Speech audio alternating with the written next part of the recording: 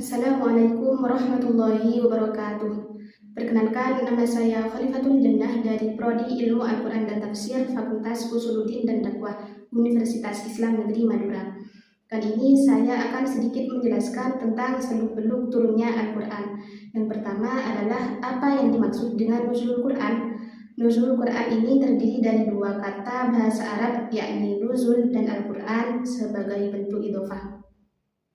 Secara etimologi, kata nuzul berasal dari kata bahasa Arab nazalah yang berarti turun, dan Al-Quran berasal dari kata bahasa Arab qoro'ah yang berarti membaca atau bacaan. Sedangkan secara terminologi, nuzulul Quran adalah turunnya wahyu dari Allah Subhanahu wa Ta'ala kepada Nabi Muhammad SAW melalui malaikat Jibril yang diawali dari surah Al-Alaq ayat 1-5.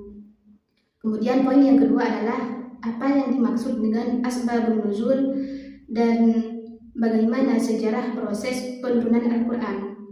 Asbabun nuzul ini secara etimologi berasal dari dua kata bahasa Arab, yakni asbab yang berarti sebab dan nuzul yang berarti turun. Dengan demikian, asbabun nuzul secara harfiah dapat dipahami sebagai sebab-sebab turunnya ayat-ayat Al-Quran.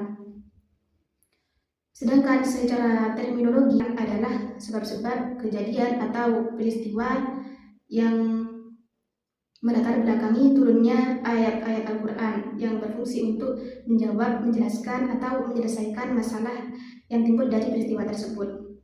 Kemudian berdasarkan jumlah penyebab dan ayat yang diturunkan, asbabun nuzul ini ada dua. Yang pertama, ta'addudul asbab wan nazil wahid, beberapa penyebab melatar belakangi turunnya satu ayat atau wahyu. Contohnya seperti surah Al-Ikhlas ayat 1-4. Yang kedua adalah ta'addudun nazil wal asbab wahid, satu penyebab melatar belakangi turunnya beberapa ayat seperti surah Al-Dukhan ayat 10, 15, dan 16. Sedangkan secara umum proses penurunan Al-Quran meliputi beberapa hal berikut. Yang pertama, Allah menurunkan Al-Quran ke Lauhil Mahfuz. Yang kedua, Al-Quran diturunkan dari Lauhil Mahfuz ke Baitul Izzah atau langit dunia.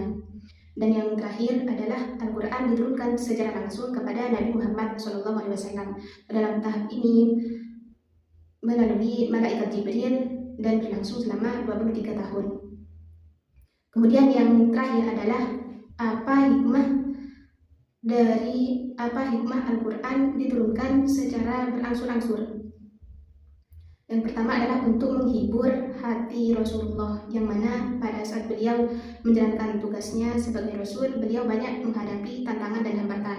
Kemudian yang kedua adalah untuk memudahkan Rasul menghafalkan lafaz Al-Quran. Dalam hal ini bukan berarti Rasul tidak mampu untuk menghafalkannya, akan tetapi hal itu merupakan ketentuan dari Allah, mengingat Al-Quran bukan syair atau prosa, melainkan firman Allah yang sangat berbobot maknanya. Kemudian yang ketiga adalah agar mudah dipahami dan diamalkan segala isinya oleh umat Islam. Yang keempat adalah untuk memperjelas apa makna dari Al-Quran. Yang kelima, untuk meneguhkan dan menghibur hati umat Islam yang hidup sezaman atau semasa dengan Nabi. Kemudian yang terakhir adalah untuk memberi waktu dan kesempatan kepada umat Islam untuk meninggalkan sikap, mental, dan tradisi-tradisi jahiliyah yang negatif secara berangsur-angsur. Mungkin hanya ini yang dapat saya sampaikan. Semoga bermanfaat. Terima kasih. Wassalamualaikum warahmatullahi wabarakatuh.